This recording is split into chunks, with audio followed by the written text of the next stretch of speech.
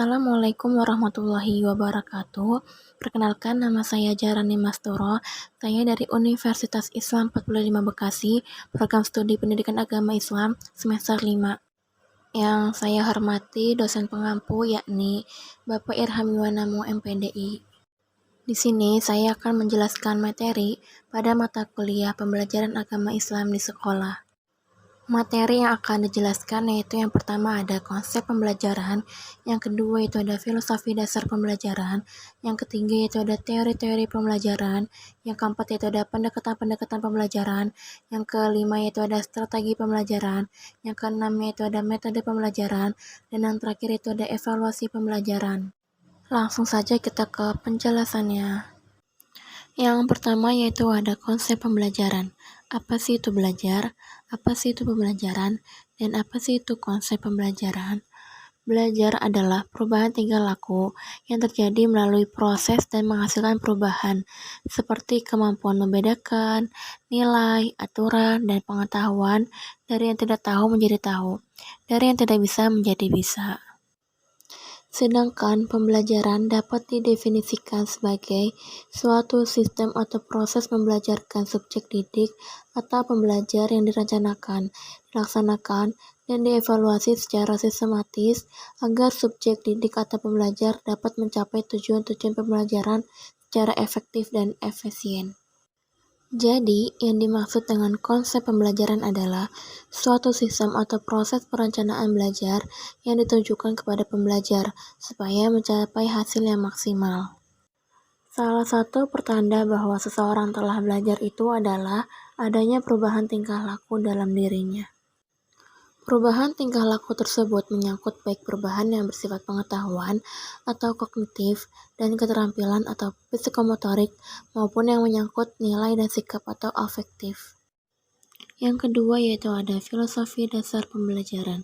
Dalam dunia pendidikan, khususnya dalam masalah pembelajaran, memahami filosofi pembelajaran menjadikan hal yang sangat penting.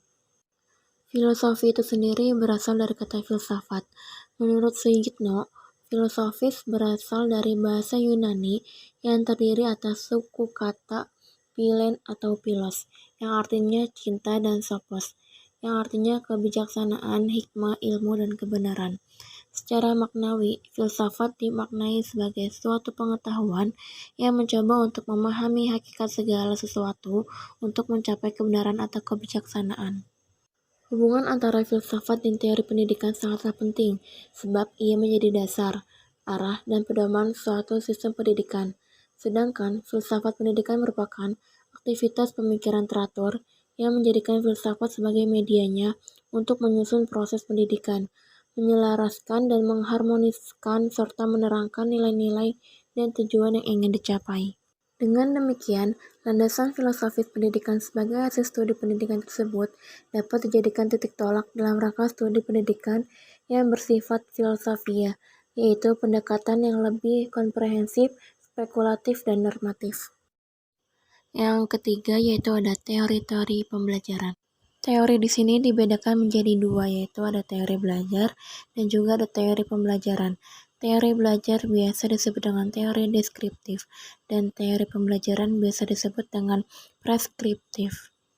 Teori belajar biasa disebut dengan teori deskriptif karena tujuan utama belajar adalah menjelaskan proses belajar. Sedangkan teori pembelajaran biasa disebut dengan teori preskriptif karena tujuan utama teori pembelajaran adalah menetapkan metode pembelajaran yang optimal. Teori pembelajaran selalu menyebutkan metode pembelajaran, sedangkan teori belajar sama sekali tidak berurusan dengan metode pembelajaran. Selanjutnya di sini yaitu ada jenis-jenis teori pembelajaran. Yang pertama itu ada teori belajar behavioristik, yang kedua itu ada teori belajar konstruktivistik, yang ketiga itu ada teori belajar kognitivistik, dan yang terakhir yaitu ada teori belajar humanistik. Teori belajar behavioristik merupakan salah satu teori pembelajaran yang terfokus ke pengamatan tingkah laku seseorang dalam belajar. Tingkah laku manusia itu dapat diubah. Tingkah laku baik diubah menjadi buruk dan sebaliknya. Tingkah laku buruk dapat diubah menjadi baik. Namun, Teori belajar behavioristik ini seringkali dikritik karena sering tidak mampu menjelaskan situasi belajar yang kompleks, sebab banyak hal di dunia pendidikan yang tidak dapat diubah menjadi sekedar hubungan stimulus dan respon. Yang kedua yaitu ada teori belajar kognitivistik, mengungkapkan bahwa belajar yang dilakukan individu adalah hasil interaksi mentalnya dengan lingkungan sekitar, sehingga menghasilkan perubahan pengetahuan. Untuk itu, pengetahuan guru terhadap isi pelajaran harus sangat baik. Dengan demikian, ia akan mampu menemukan informasi yang sangat abstrak umum dan inklusif yang mewadahi apa yang ingin diajarkan.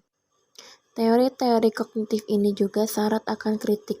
Belajar atau pengetahuan yang mendasari teori ini sukar dipahami, dan pemahaman itu sendiri pun masih belum tuntas. Yang ketiga tuh ada teori konstruktivistik. Teori konstruktivistik mengakui bahwa peserta didik akan dapat menginterpretasikan informasi ke dalam pikirannya hanya pada konteks pengalaman dan pengetahuan mereka sendiri, pada kebutuhan, latar belakang, dan minatnya. Pengetahuan ada di dalam seseorang yang sedang mengetahui dan tidak dapat dipindahkan begitu saja dari otak guru kepada siswa. Hasil belajar konstruktivistik lebih cepat dinilai dengan metode evaluasi goal-free. Dan yang terakhir itu ada teori humanistik, yaitu belajar harus berhulu dan muara pada manusia, atau disebut dengan istilah memanusiakan manusia.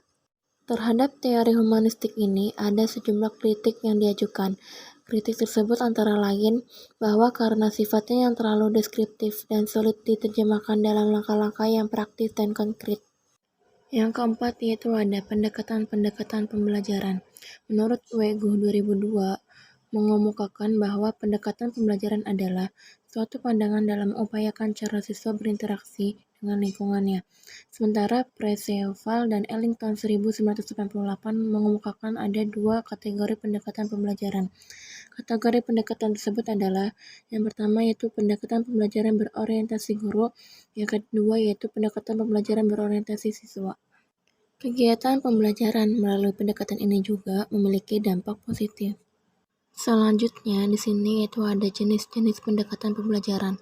Yang pertama yaitu ada pendekatan quantum teaching, yang kedua itu ada pendekatan multiple intelligence, yang ketiga itu ada pendekatan e-learning, dan yang terakhir itu ada pendekatan konstekstual. Yang pertama yaitu ada pendekatan quantum teaching. Nilai dan ijazah menjadi ukuran keberhasilan yang pada akhirnya pembelajaran merasa bahwa belajar dan sekolah merupakan beban. Seiring dengan perkembangan dunia pendidikan, ditemukan sebuah pendekatan pengajaran yang disebut quantum teaching. Istilah kuantum ini digunakan pada banyak aspek kehidupan, yang antara lain digunakan pada bidang pendidikan dan pembelajaran. Quantum teaching juga dikembangkan oleh seorang guru dalam melakukan pembelajaran. Jadi, quantum teaching itu menciptakan lingkungan belajar yang efektif dengan cara menggunakan unsur yang pada siswa dan lingkungan belajarnya melalui interaksi yang terjadi di dalam kelas.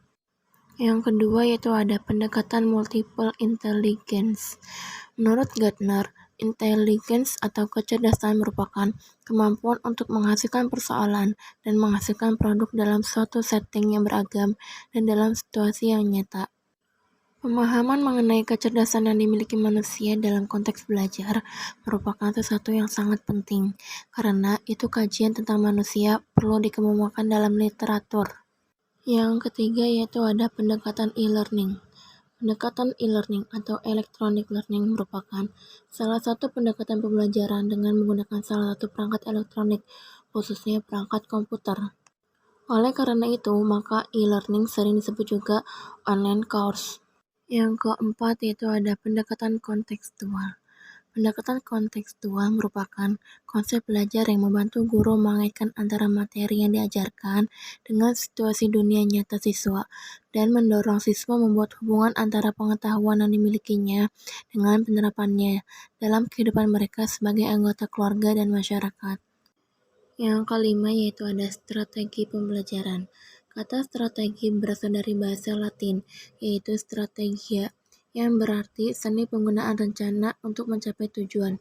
Secara umum, strategi adalah alat, rencana, atau metode yang digunakan untuk menyelesaikan suatu tugas. Strategi pembelajaran juga dapat diartikan sebagai pola kegiatan pembelajaran yang dipilih dan digunakan guru secara kontekstual sesuai dengan karakteristik peserta didik, kondisi sekolah, lingkungan sekitar, dan tujuan pembelajaran yang telah dirumuskan. Di sini ada jenis-jenis strategi pembelajaran. Yang pertama itu ada strategi pembelajaran ekspositori, yang kedua itu ada strategi pembelajaran inquiry, yang ketiga itu ada strategi pembelajaran kooperatif, yang keempat itu ada strategi pembelajaran afektif, yang kelima itu ada strategi pembelajaran berbasis masalah, dan yang terakhir itu ada strategi pembelajaran aktif. Yang pertama yaitu ada strategi pembelajaran ekspositori. Menurut Sanjaya, strategi pembelajaran ekspositori adalah strategi pembelajaran yang menekankan kepada proses penyampaian materi secara verbal dari seorang pendidik kepada sekelompok peserta didik dengan maksud agar peserta didik dapat menguasai materi pelajaran secara optimal. Strategi pembelajaran ekspositori cenderung menekankan penyampaian informasi yang bersumber dari buku, teks, referensi, atau pengalaman pribadi. Yang kedua itu ada strategi pembelajaran inquiry. Menurut Sanjaya, strategi pembelajaran inquiry adalah rangkaian kegiatan pembelajaran yang menekankan pada proses berpikir secara kritis dan analitis untuk mencari dan menemukan sendiri jawaban dari suatu masalah yang dipertanyakan.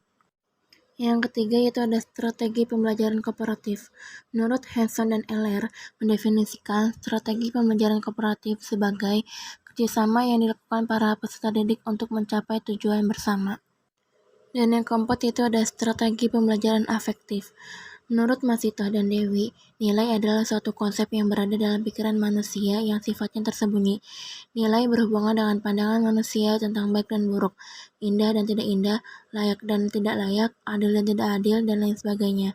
Pandangan manusia tentang semuanya itu dapat diketahui dari perilakunya.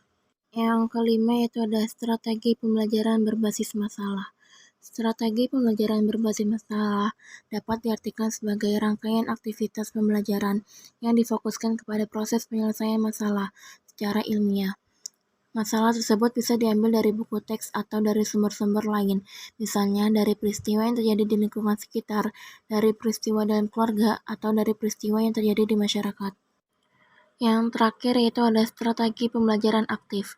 Strategi ini merupakan kegiatan kolaboratif yang bisa digunakan untuk mengajarkan konsep, karakteristik, klasifikasi, fakta, tentang objek atau mereview informasi. Gerakan fisik yang dominan dalam strategi ini dapat membantu mendinamisir kelas yang jenuh dan bosan. Yang keenam yaitu ada metode pembelajaran. Metode pembelajaran diartikan sebagai suatu cara atau prosedur yang dipergunakan oleh fasilitator dalam interaksi belajar dengan memperhatikan keseluruhan sistem untuk mencapai suatu tujuan. Jadi, metode ini digunakan oleh guru untuk mengkreasi lingkungan belajar dan mengkhususkan aktivitas di mana guru dan peserta didik terlibat dalam proses pembelajaran berlangsung. Selain itu, metode juga merupakan alat untuk mencapai tujuan yang bersifat prosedural, antara lain fase pendahuluan, fase pembahasan, fase menghasilkan, dan fase penurunan. Selanjutnya di sini yaitu ada jenis-jenis metode pembelajaran. Yang pertama itu ada metode diskusi, yang kedua itu ada metode tanya jawab, yang ketiga itu ada metode ceramah, yang keempat itu ada metode demonstrasi, yang kelima itu ada metode latihan, dan yang terakhir itu ada metode simulasi. Yang pertama itu ada metode diskusi. Metode diskusi adalah metode pembelajaran yang menghadapkan peserta didik pada suatu permasalahan. Tujuan utama metode ini adalah untuk memecahkan permasalahan, menjawab pertanyaan, dan memahami pengetahuan peserta didik, serta untuk membantu suatu keputusan. Yang kedua yaitu ada metode tanya jawab. Metode tanya jawab adalah suatu cara penyampaian pelajaran oleh guru dengan jalan mengajukan pertanyaan dan murid menjawab serta dimaksudkan untuk meninjau pelajaran yang telah lalu agar para murid memusatkan lagi perhatiannya tentang sejumlah kemajuan yang telah dicapai sehingga dapat melanjutkan pada pembelajaran berikutnya dan untuk merangsang perhatian murid. Yang ketiga yaitu ada metode ceramah. Metode ceramah adalah penerangan secara lisan atas bahan pembelajaran kepada sekelompok pendengar untuk mencapai tujuan pembelajaran tertentu dalam jumlah yang relatif besar. Yang keempat itu ada metode demonstrasi. Menurut Syah, metode demonstrasi adalah metode mengajar dengan cara memperagakan barang, kejadian, aturan, dan urutan melakukan kegiatan, baik secara langsung maupun melalui penggunaan media pengajaran yang relevan dengan pokok bahasan atau materi yang sedang disajikan. Yang kelima itu ada metode latihan. Metode latihan itu sendiri menurut beberapa pendapat memiliki pengertian sebagai berikut. Yang pertama itu suatu teknik yang dapat diartikan sebagai suatu cara mengajari mana peserta didik melaksanakan kegiatan latihan. Peserta didik memiliki ketangkasan atau keterampilan yang lebih tinggi dari apa yang telah dipelajari. Yang terakhir yaitu ada metode simulasi. Simulasi adalah satu metode pelatihan yang memperagakan sesuatu dalam bentuk tiruan yang mirip dengan keadaan yang sesungguhnya. Simulasi yaitu penggambaran suatu sistem atau proses dengan peragaan memakai model statistik atau pemeran. Dan yang ketujuh yaitu ada evaluasi pembelajaran. Evaluasi pembelajaran adalah suatu proses menentukan tingkat pencapaian tujuan pembelajaran yang telah ditentukan sebelumnya melalui cara yang sistematis.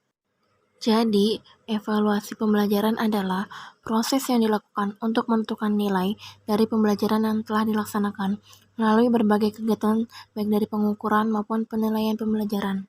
Selanjutnya di sini yaitu ada jenis-jenis evaluasi pembelajaran. Dari segi tujuan, di sini ada 5 jenis evaluasi pembelajaran. Yang pertama itu ada evaluasi diagnostik, yang kedua itu ada evaluasi selektif, yang ketiga itu ada evaluasi penempatan, yang keempat itu ada evaluasi formatif, dan yang kelima itu ada evaluasi sumatif. Dan dari segi sasaran di sini yaitu ada 4 jenis evaluasi pembelajaran. Yang pertama itu ada evaluasi konteks, yang kedua itu ada evaluasi input, yang ketiga itu ada evaluasi proses, dan yang keempat itu ada evaluasi hasil atau produk. Dari segi lingkup kegiatan di sini ada 2 evaluasi pembelajaran. Yang pertama itu ada evaluasi proses pembelajaran, dan yang kedua itu ada evaluasi hasil belajar. Dan dari segi objek di sini itu ada 3 evaluasi pembelajaran. Yang pertama itu ada evaluasi input, yang kedua itu ada evaluasi transformasi, dan yang ketiga itu ada evaluasi output.